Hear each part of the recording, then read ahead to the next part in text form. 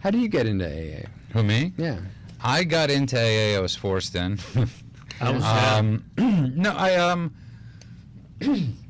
That's a really good question. I'm trying to remember back because I would go to a meeting in Brooklyn.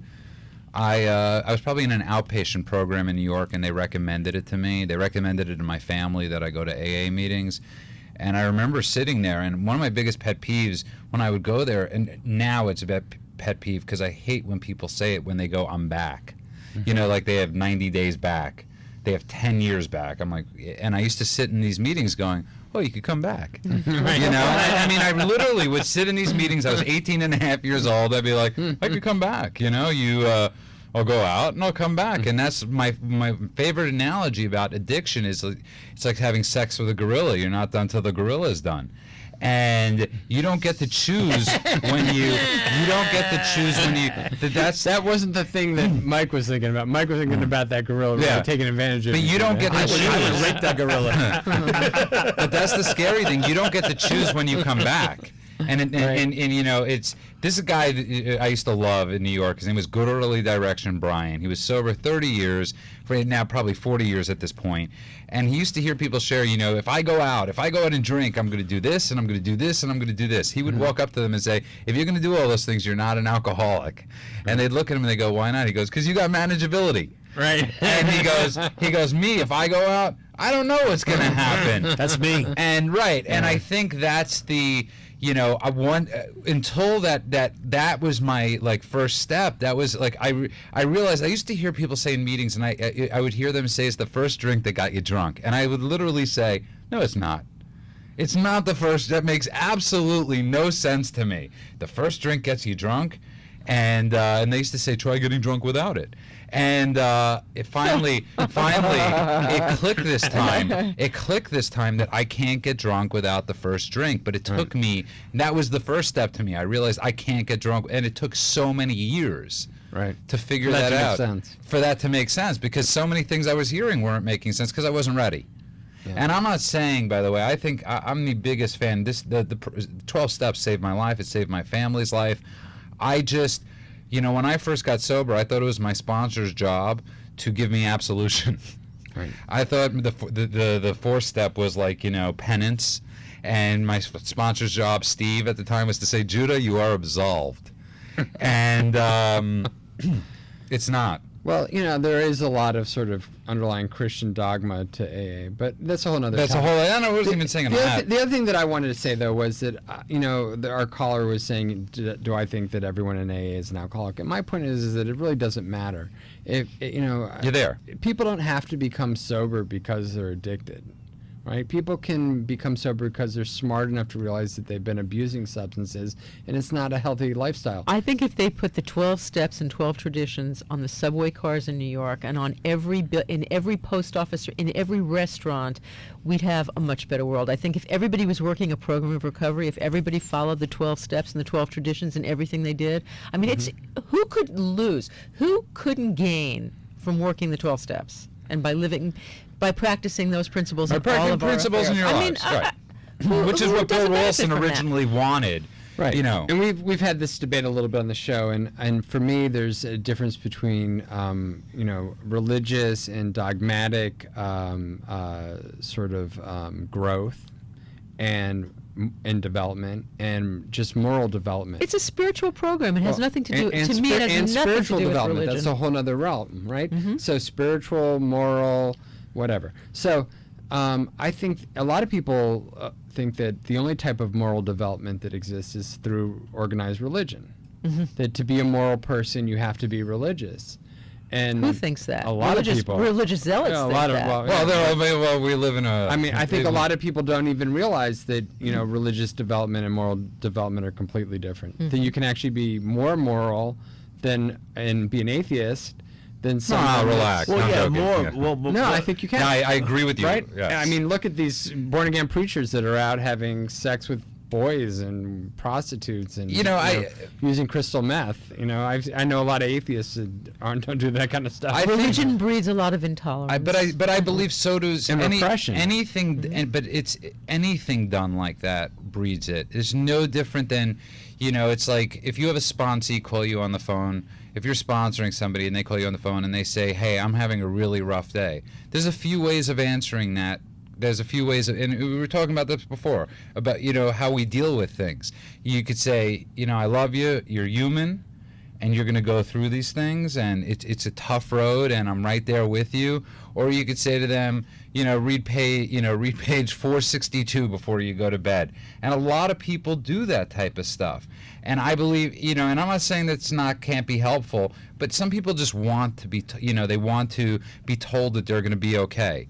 And I think everybody wants to be told. Everybody wants to be told. Okay. And I believe a lot of people that there's no difference, because I've met tons of people, and your experience is obviously different because you've met some of the kindest people, obviously. But I've met a lot of people that I would call them on the phone. I'm in a less dogmatic program. Right, and they would go, what step you working? And I'd be like, the step where I want to kill you right now, because all I want to do, and I was working the steps, and I'm working, but it doesn't mean because you're in the program you're not going to have a good day. And and that's what I'm talking about. Stuff like people say, well, if you're living in fear, then you're not in faith. No, my God's big enough that I could have fear. It's my God or if I believe in a higher power, that I could say I'm in fear. And I think there's a lot that's what I'm referring to. It's like Mike is fairly new. He's got 9 months sober. You're allowed to be crazy. But can't AA become addictive, though? This came up. Wait, before we go to AA and addiction, can I just address this? Yes. Because this came up today about fear. A friend of mine is in Japan. He married a Japanese woman, and he's there, and there's a lot of fear going on in Japan. And he was talking about he's turning Japanese. Yeah, Nice. and he's unemployed, and his wife is unemployed, and so he did on the share about fear. And my sponsor has taught me that a miracle is just a shift in perception.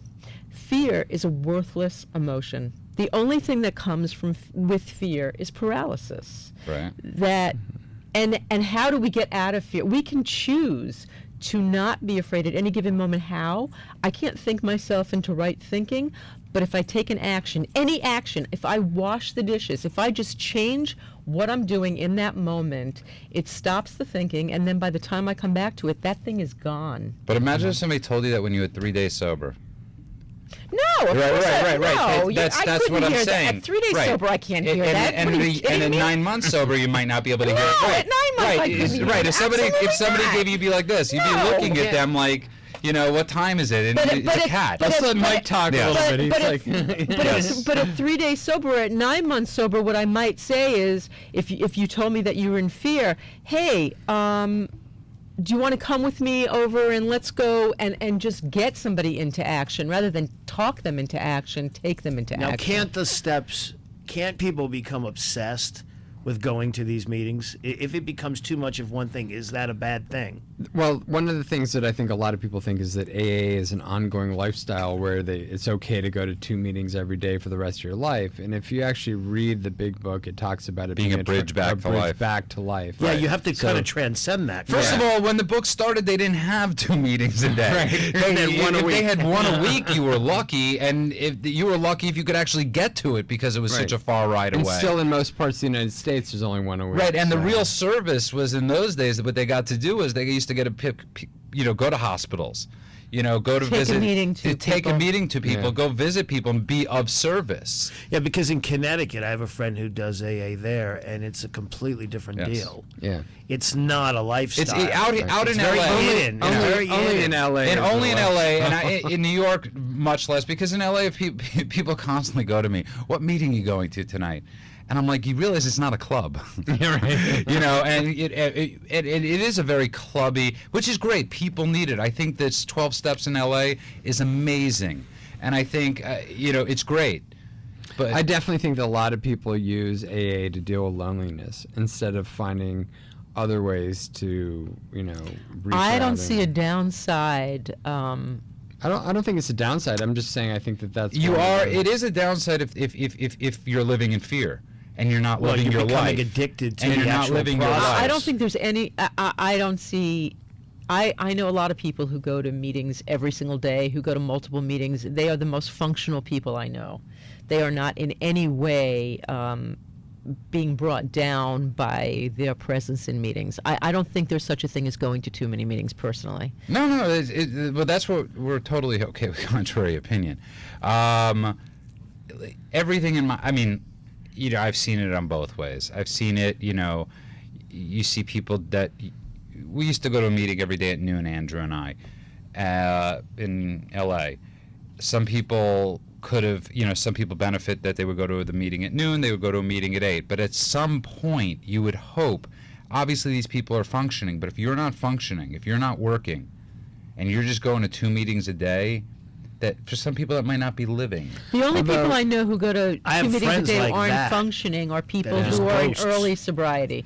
People who go to a lot of meetings late in sobriety, everyone I know has jobs, have lives, have families, they live their life, but they do it very richly. The people I know. Once again, this is something where you can't just generalize. Right. I think that everybody's different, and that different people have different needs. Right. And that the fact that people can remain sober no matter what, one way or the other, is the miracle. Is the most important thing first, because without it, a lot of these people are going to end up dead. I went to 2 meetings a day. I mean, my first year, but I had nothing else going on, but that was what I needed. It was my rehab. I couldn't go to rehab, so I'd go to 2 to 3 meetings a day. I'd go to AA clubhouses, and I would just hang out there, and I would drink coffee, and, life started to get into progress, but I couldn't do that when I started going to college. The other thing is, I think that AA can only do so much. There's a lot of people that have a lot of problems that the issues cannot be addressed in AA. People with severe character defects of personality disorders, it doesn't stem from their addiction, Well, it says that in the book. but stem from early childhood trauma. Yeah, see, I go to an or alcohol other problems. therapist. I go to like an actual A therapist. therapist that specializes in addiction. Yeah, and that Right. really helped me because I do go to meetings and I do Right. have a sponsor, but it didn't really help the way this Right. helps. Well, sponsors aren't even in the big book, which is, this whole concept that like the sponsor is supposed to be this person that's going to somehow lead you through everything and fix it all for you is just wrong. And I think But that's that why a lot when of people hear, I hear them say, I fired my sponsor, like you hired him in the first place. right. So and I think that since Alcoholics Anonymous started, behavioral health has come a long way. We know so much more about therapy, about the diagnosis of mental illness, about the diagnosis and treatment of addiction and alcoholism. We know so much more about how abuse affects people prior to addiction. So there are real quality therapists and doctors, psychiatrists that are available for people to get. People often ask me, why should I go to a treatment center when I can just go to AA? And I'm like, because treatment center, there's very little that we do in the treatment center that's similar to AA. I mean, it's the same message, get sober, and we bring people to meetings in the evenings if they want to go, and we certainly introduce them to AA. But there's so much therapeutic and diagnostic work that is done with a client in a treatment center. See, I like treatment can't be done centers. in AA.